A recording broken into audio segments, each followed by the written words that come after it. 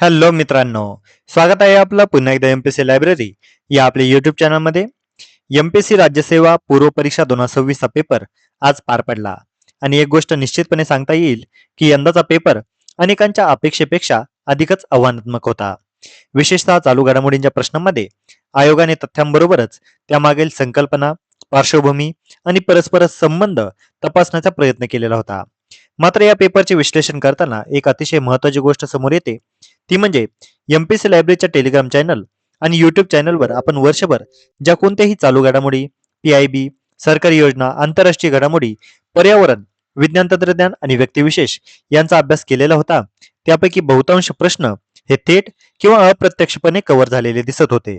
याचा अर्थ असा की योग्य स्रोतांची निवड केली आणि सातत्यपूर्ण अभ्यास असेल तर अवघड वाटणाऱ्या पेपरमध्येही आपण चांगले गुण मिळवू शकतो. या व्हिडिओमध्ये आपण प्रश्ननिहाय पाहणार आहोत की कोणते प्रश्न एमपीएससी लायब्ररीवर आधी चर्चिले गेलेले आहेत, त्याचा संदर्भ काय होता आणि आगामी जे कोणतेही परीक्षा होणार आहेत त्यासाठी आपण नेमका कोणता धडा घ्यायला हवा, हा आपण आजच्या व्हिडिओमध्ये पाहणार आहोत. चला तर मग सुरू करूयात आजच्या व्हिडिओला. प्रश्न क्रमांक 86. भारताचा आर्थिक अहवाल 2025-26 नुसार आता खाली 4 स्टेटमेंट दिलेले आहेत. आता हे 4 स्टेटमेंट आपण वन बाय वन वाचल्यानंतर आपल्याला लक्षात येईल की भारतीय आर्थिक अहवाल हा परीक्षेच्या अनुषंगाने का महत्वाचा आहे. विद्यार्थी मित्रांनो, 1 फेब्रुवारी 2026 या दिवशी हा 2025-26 चा हा भारतीय आर्थिक अहवाल हा जाहीर झालेला होता. म्हणजेच आपलं ज्या दिवशी बजेट सादर होतं त्याच्या जस्ट एक दिवस अगोदर हा आर्थिक सर्वेक्षण किंवा भारताचा आर्थिक अहवाल हा संसदेमध्ये सादर होत असतो. त्यामुळे आपल्याला परीक्षेच्या अनुषंगाने हा अहवाल अतिशय महत्वाचा आहे आणि या ठिकाणी हा जो प्रश्न फ्रेम केलेला आहे हा सोपा कॅटेगरी मधला आहे, कारण या ठिकाणी 4 वेगवेगळे स्टेटमेंट दिलेले आहेत आणि हे चारही स्टेटमेंट हे आर्थिक अहवालाशी निगडित आहेत. त्यामुळे 86 या प्रश्नाचं योग्य उत्तर आहे पर्याय क्रमांक 4. ए बी सी डी हे सर्व स्टेटमेंट योग्य आहेत. प्रश्न क्रमांक 87. चाबहार बंदराच्या संदर्भात योग्य विधाने ओळखा. आता इथं चाबहार बंदर हे मागील काही दिवसांपासून चर्चेमध्ये आहे. आपण आपल्या एमपीएससी लायब्ररी या टेलिग्राम चॅनलवर आणि युट्यूब चॅनलवर या दोन्ही ठिकाणी चाबहार बंदर या संदर्भात वेळोवेळी माहिती अपडेट केलेली आहे. मुळात चाबहार बंदर हे इराणमधील आहे आणि आपण या ठिकाणी म्हणजे 2026-27च्या अर्थसंकल्पामध्ये चाबहार बंदरासाठी कोणत्याही निधीची तरतूद केलेली नाही आणि याच स्टेटमेंटवर आधारित 87 हा प्रश्न तयार होतोय. तर या चाबहार बंदराच्या ठिकाणी 4 वेगवेगळे स्टेटमेंट दिले. पुन्हा एकदा मल्टी स्टेटमेंट क्वेश्चन आलेला आहे. थोडा विचार करायला लावणारा प्रश्न आहे. पहिलं स्टेटमेंट आहे, इराणमधील चाबहार बंदरामध्ये भारताला पाकिस्तानला वगळून थेट अफगाणिस्तानपर्यंत पोहोचण्याचा मार्ग हा उपलब्ध होतो. हे स्टेटमेंट अगदी योग्य आहे. दुसरं आहे, चाबहार बंदर हे चीनने पाकिस्तानमध्ये विकसित केलेल्या कराची बंदराला धोरणात्मक तोल देणारे ठरते. तर हे स्टेटमेंट चुकीचं आहे. लक्षात घ्या, कराची बंदर हे अगोदरपासूनच आहे. तर या ठिकाणी चीनने ग्वादार पोर्ट हे नवीन तयार केलेलं आहे आणि याला काउंटर म्हणून भारताने इराणमध्ये चाबहार बंदर तयार केलेलं आहे, म्हणजेच विकसित केलेलं आहे. त्यामुळे बी हे स्टेटमेंट चुकीचं आहे आणि एकदा जर आपल्याला लक्षात आलं की बी हे स्टेटमेंट चुकीचं आहे तर आपण योग्य उत्तरापर्यंत पोहोचू शकतो.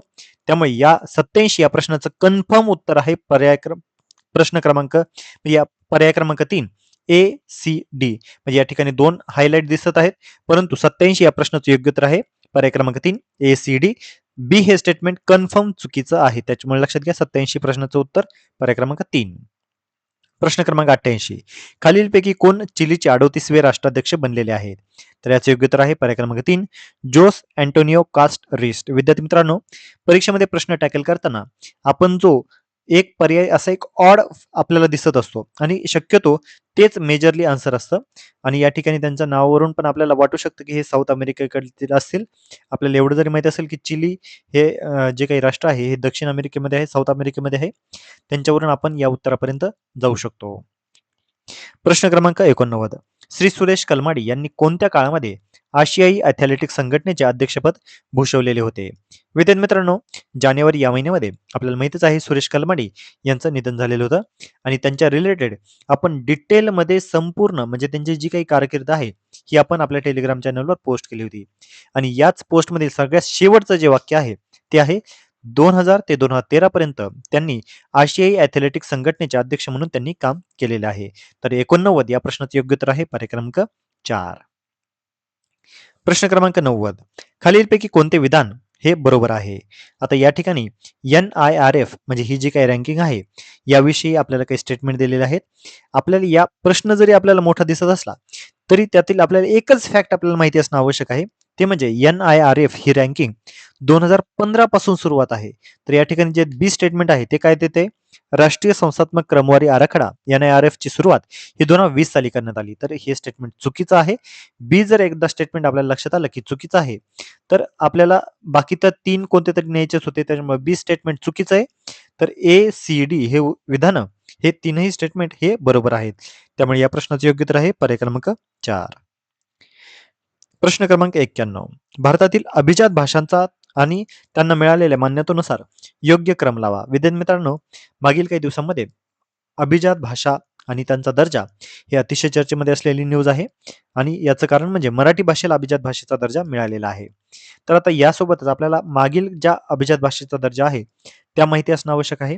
तर सगळ्यात पहिल्यांदा जी अभिजात भाषा झालेली होती ती आहे तमिळ. 2004 मध्ये तमिळ या भाषेला अभिजात भाषेचा दर्जा मिळालेला होता आणि या या रिलेटेड देखील माहिती आपण टेलिग्राम आणि युट्यूब या दोन्ही ठिकाणी पोस्ट केलेली होती. त्यामुळे लक्षात घ्या, अभिजात भाषेच्या आधारावर आपण हा प्रश्न टॅकल करू शकतो. 91 या प्रश्नाचं योग्य उत्तर आहे पर्याय क्रमांक 4. प्रश्न क्रमांक 92. प्रधानमंत्री धनधान्य कृषी योजनेबाबत खालीलपैकी योग्य कथने ओळखा.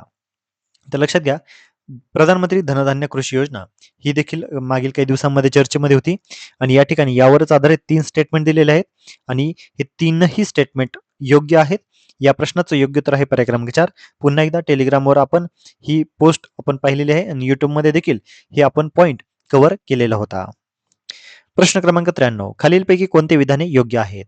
तर या ठिकाणी आता जागतिक बहुआयामी दारिद्र्य निर्देशांक यावर रिलेटेड हे 4 स्टेटमेंट दिलेले आहेत. या ठिकाणी पुन्हा एकदा आपल्याला एक स्टेटमेंट माहिती पाहिजे होतं ते म्हणजे जागतिक बहुआयामी दारिद्र्य निर्देशांक हा जागतिक बँकेद्वारे न करता हा UNDP मार्फत हा सादर केला जातो. UNDP आणि OPHI यामध्ये जागतिक बँकेचा कोणताही संदर्भ नाहीये. त्यामुळे ए हे स्टेटमेंट चुकीचं आहे. तर ए एकदा स्टेटमेंट चुकीचं आहे हे आपल्याला कळलं की पर्याय क्रमांक 1 आणि 2 हे कट होतात. मग खाली राहतोय B, C, D आणि B आणि C. आता यामध्ये मात्र मुलांचं पुन्हा एकदा कन्फ्युजन होऊ शकतं कारण B आणि C हे तर कन्फर्म बरोबर आहे. तर डी स्टेटमेंट सांगतं या अहवालानुसार दक्षिण आशियामधील दारिद्र्य मोठ्या प्रमाणावर वाढले आहे. परंतु अशा पद्धतीचं काही नाहीये. दक्षिण आशियामध्ये दारिद्र्य उलट कमी झालेलं आहे. त्यामुळे 93 या प्रश्नाचे योग्य उत्तर आहे पर्याय क्रमांक 4 फक्त B आणि C. प्रश्न क्रमांक 94. 7व्या वेतन आयोगाची मुदत 1 जानेवारी 2026 रोजी संपण्यापूर्वीच आपला 8वा राज्य वेतन आयोग स्थापन करणारे पहिले भारतीय राज्य कोणते ठरलेले आहे? विद्यार्थी मित्रांनो, 8वा वेतन आयोग ही अतिशय चर्चेमध्ये असलेली न्यूज आहे. रंजना प्रकाश देसाई या त्याच्या अध्यक्ष होत्या. खरं तर फ्रेम असा क्वेश्चन होणं अपेक्षित होतं, परंतु या आपल्या टेलिग्राम पोस्टवरील सगळ्यात शेवटची लाईन पहा काय दिलेली आहे. आसाम हे 8व्या वेतन आयोगाची स्थापना करणारे पहिले राज्य बनलेले आहे. त्यामुळे लक्षात घ्या, हे स्टेटमेंट ॲज इट इज या ठिकाणी विचारलेलं आहे. 94 या प्रश्नाचे योग्य उत्तर आहे पर्याय क्रमांक 4 आसाम. प्रश्न क्रमांक 95. खालीलपैकी योग्य व अयोग्य कथने ओळखा. 31वी राष्ट्रीय बाल विज्ञान काँग्रेस 3 ते 6 जानेवारी 2026 दरम्यान भोपाळ मध्य प्रदेश येथे आयोजित करण्यात आलेली होती. हे स्टेटमेंट चुकीचं आहे विद्यार्थी मित्रांनो. ती भोपाळ या ठिकाणी आयोजित करण्यात आलेली नव्हती. बी स्टेटमेंट आहे 31वी राष्ट्रीय बाल विज्ञान काँग्रेस ही आरोग्य आणि कल्याणासाठी परिसंस्था समजून घेणे या संकल्पनेवर आयोजित करण्यात आलेली होती. तर हे स्टेटमेंट मात्र योग्य आहे. त्यामुळे लक्षात घ्या 95 या प्रश्नाचे योग्य उत्तर आहे पर्याय क्रमांक 2 बी योग्य व आणि ए अयोग्य. प्रश्न क्रमांक 96. गोव्याच्या मुख्यमंत्र्यांनी प्रस्तावित केलेला तिसरा नवीन जिल्हा हा पुढीलपैकी कोणता आहे? तर याचं योग्य उत्तर आहे पर्याय क्रमांक 1 कुशावती. पुन्हा एकदा ॲज इट इज स्टेटमेंट आणि ही न्यूज आपण ऑलरेडी कव्हर केलेली आहे. प्रश्न क्रमांक 97. अपेक्षितच प्रश्न होता. नोबेल पुरस्कार 2025 आणि त्यांच्या जोड्या लावण्यासाठी याच ठिकाणी विचारलेला आहे. आपल्याला मी तुम्हाला ज्यावेळेस नोबेल पुरस्कारांचा एक सेपरेट व्हिडिओ आपण आणलेला होता त्या व्हिडिओमध्ये मी देखील पुन्हा एकदा सांगितलेलं होतं की आपल्याला समजा फार कोणते पुरस्कार पाठ झाले नाहीत कारण खूप अवघड नावं आहेत, ते कोणत्या देशाचे आहेत, त्यांनी कोणता शोध लावला, अशा पद्धतीचा प्रश्न विचारण्यात येतो आणि या ठिकाणी विचारण्यात आलेला आहे. परंतु जर ते आपल्याला पाठ होत नसतील तर किमान आपल्याला शांततेचा पुरस्कार, अर्थशास्त्राचा पुरस्कार हे जे पुरस्कार आहेत हे किमान 2 पाठ तरी असणं आवश्यक आहे आणि त्यातही जो साहित्याचा नोबेल आहे तो देखील महत्त्वाचा आहे.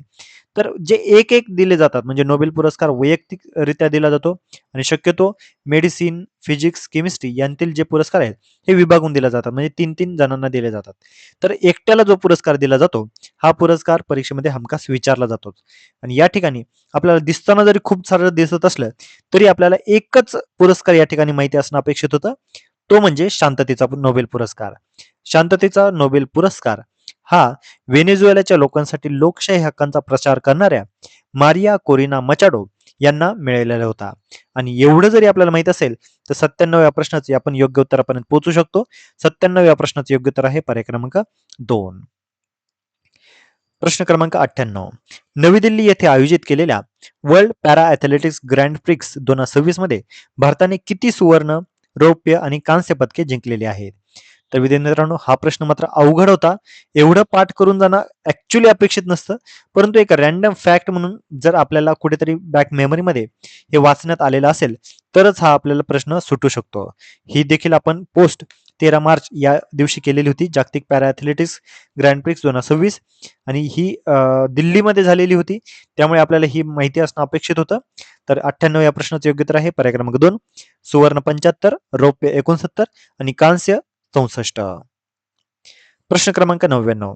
विज्ञान आणि तंत्रज्ञान आधारित उपायांद्वारे लैंगिक समानता वाढवण्यासाठी आणि महिलांचे सक्षमीकरण साधण्यासाठी पुढीलपैकी कोणत्या राज्यामध्ये महिला तंत्रज्ञान केंद्र म्हणजे WTP स्थापन करण्यात आलेले आहे? तर या प्रश्नाचं योग्य उत्तर आहे. आता या ठिकाणी थोडीशी अँबिग्युटी असू शकते कारण जेवढा आम्ही रिसर्च केला त्यानुसार कन्फर्म बी, सी आणि ई हे तर कन्फर्म बरोबर आहे. म्हणजे तामिळनाडू, सिक्कीम आणि उत्तर प्रदेश या राज्यामध्ये WTP हे स्थापन झालेले आहेत. परंतु काही रेफरन्सनुसार गुजरात या राज्यामध्ये देखील WTP स्थापन झालेले आहेत. त्यामुळे आयोग आता या प्रश्नाचं योग्य उत्तर काय देऊ शकतं माहिती नाही. कदाचित याचं वरीलपैकी सर्व देखील उत्तर असू शकतं. त्यामुळे 99 या प्रश्नाचं योग्य उत्तर सध्यासाठी तरी पर्याय क्रमांक 1 कन्फर्म आहे. या व्यतिरिक्त जर ए आणि डी असेल तर आपण ते नंतर कव्हर करूयात. आणि शेवटचा प्रश्न आहे चालू घडामोडीमधला 100वा प्रश्न आहे. ब्राझीलच्या ब्रिक्स चेअरशिप 2025च्या प्रमुख प्राधान्यामध्ये पुढील बाबींचा समावेश होतो. तर या ठिकाणी लक्षात घ्या आता 100 या प्रश्नाचं योग्य उत्तर हे देखील पुन्हा एकदा वरीलपैकी सर्व असू शकतं. परंतु काही रेफरन्सनुसार याचं उत्तर ए, बी आणि ई एवढंच दिलेलं आहे. परंतु या ठिकाणी प्रमुख प्राधान्य कोणतं तर या ठिकाणी शक्यतो अशा प्रश्नाचं योग्य उत्तर आयोग हे सगळे स्टेटमेंट घेऊन जातं. परंतु जर खूपच प्रिसाईज जर त्यांना काढायचं असेल तर ते ए, बी, ई याच पर्यायाकडे जाऊ शकतात. त्यामुळे 100 या प्रश्नाचं योग्य उत्तर एक तर पर्याय क्रमांक 3 किंवा 4 असू शकतं. परंतु सध्यासाठी आपण पर्याय क्रमांक 3 हेच कन्सिडर करणार आहोत. तर विद्यार्थी मित्रांनो हा होता आजचा व्हिडिओ. तर या व्हिडिओला तुम्ही अधिकाधिक विद्यार्थ्यांपर्यंत पोहोचवा आणि जेणेकरून या संपूर्ण ॲनालिसिस आपल्याला आगामी काळामध्ये ज्या कोणत्याही परीक्षा होणार आहेत त्यासाठी अतिशय उपयुक्त असणार आहे. आणि अशाच पद्धतीने आपण हे क्वेश्चन हे टॅकल करणार आहोत. या व्यतिरिक्तही तुम्हाला कोणत्या व्हिडिओचं म्हणजेच ॲनालिसिस हवं असेल तर ते तुम्ही कमेंटमध्ये जरूर नोंदवा. आणि अशाच अधिकाधिक इन्फॉर्मेटिव्ह कंटेंटसाठी आपल्या MPSC लायब्ररी या यूट्यूब चॅनलला सबस्क्राईब आणि शेअर करायला अजिबात विसरू नका. धन्यवाद.